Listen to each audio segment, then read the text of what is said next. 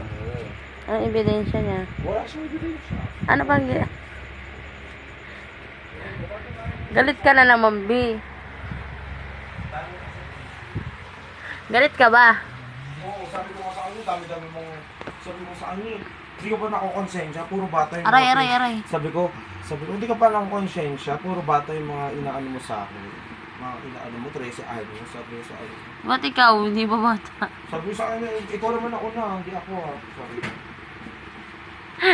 Tarang, out talaga si Michael ko eh. Siguro galit na galit yun, i-answer na ako mamaya. Hindi ko. Hindi ka naman maoy ngayon. Hindi, sabi ko talaga sa kanya. Kwento mo sa akin bukas, ha? Oo, talaga. Sabi ko, pang ino mo 12, 13, pinapatulan mo.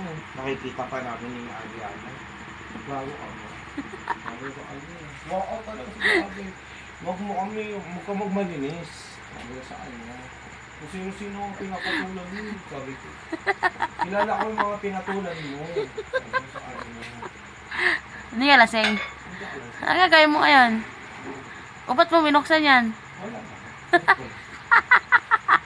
Wala ka na pagkain dito gago.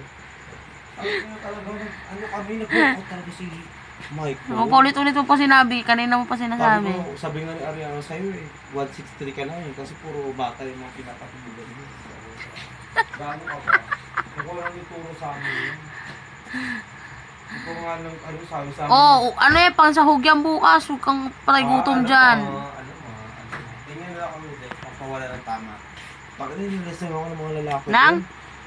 Mga lalaki. Anong ano, pahinging ano? Sila Tantan. Ano hinihingi mo? Si Rubens. Wala na. Wala na, may Pinamigay ko na. Hoy, dami pa nun, parang panimigay mo. Gumagawa ng mga nga.